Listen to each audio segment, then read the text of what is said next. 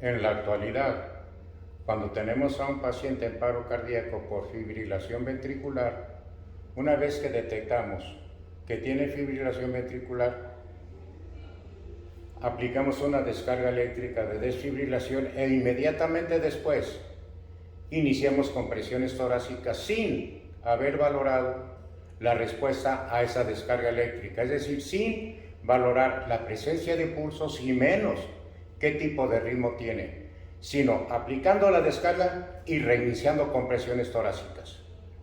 ¿De dónde surgió este cambio? Ese cambio surgió de un estudio que se hizo antes de la publicación de las guías internacionales del año 2000 en el medio prehospitalario. En aquel entonces se acostumbraba la estrategia para manejar el paro cardíaco por fibrilación ventricular prehospitalariamente era aplicar 3 descargas consecutivas con un desfibrilador automático externo, y encontraron que de 481 pacientes en los cuales aplicaron 3 descargas eléctricas consecutivas con el desfibrilador automático externo y palpaban pulso, nada más en 12 pacientes percibieron pulso, lo que equivalía a un 2.5% de los pacientes. Daban sus compresiones torácicas por 1 minuto, porque así era la estrategia en aquella época, aplicación, reanimación cardiopulmonar por 1 minuto, y volvieron a valorar el pulso en esos 481 pacientes, y de 12 que habían palpado pulso, inmediatamente después de haber aplicado las 3 descargas previas, ahora resulta que en 118 encontraron pulso, de 12 a 118, de 2.5 a 24.5 de los pacientes. ¿Qué es lo que pasó? Bueno, lo que pasó es que esos 118 pacientes siempre tuvieron una actividad cardíaca ya fisiológicamente adecuada, pero no lo suficientemente eficaz para generar gasto cardíaco. Y al aplicar 1 minuto de compresiones, que era lo que se hacía, mejoraban la perfusión miocárdica, mejoraban la isquemia, se mejoraba la contracción, y en esos 118 pacientes que no se había palpado pulso, pero que ya tenían actividad cardíaca eléctrica, digamos fisiológicamente normal, ya se palpó el pulso.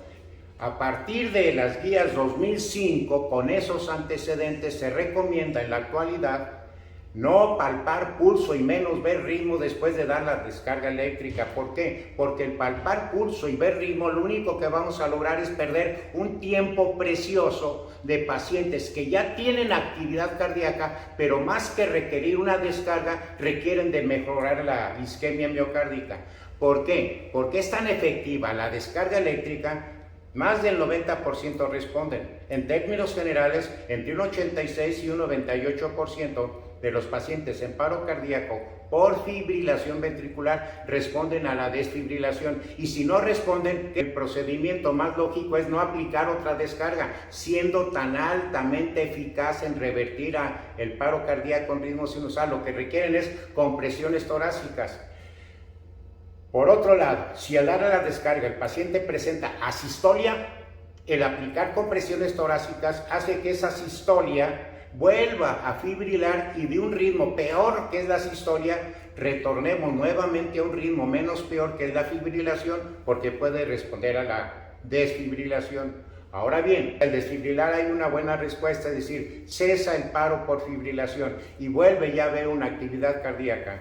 El aplicar compresiones torácicas a un paciente que ya tiene una actividad cardíaca no va a hacer que ese corazón vuelva a fibrilar, sino todo lo contrario. Vamos a mejorar la perfusión miocárdica y vamos en todo caso a hacer que esa perfusión, porque el corazón está aturdido, esa contracción ineficaz se vuelva eficiente y ya haya una buena fracción de eyección cardíaca con cada contracción. Por eso el fenómeno de que de 481 pacientes en los cuales había ya actividad cardíaca en 118, nada más lo detectaron en 12 pacientes, y de 2.5% de respuesta aparente, realmente la respuesta fuera de 24.5%, pero solo después de haber aplicado compresiones torácicas.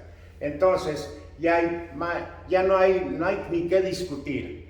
No se debe de valorar pulso y ritmo después de aplicar una descarga eléctrica con un desfibrilador monofásico o bifásico. Proceder con compresiones torácicas porque ese paciente puede tener ya una actividad cardíaca insuficiente para generar gasto, y el perder tiempo en valorar el pulso carotidio y ver el ritmo es un tiempo precioso en el cual podríamos mejorar la perfusión miocárdica y hacer que ese corazón, que está apenas empezando a contraerse, pero que es ineficaz por ser un corazón aturdido, ya vuelva a tener una buena contracción y entonces sí, ya se perciba el pulso.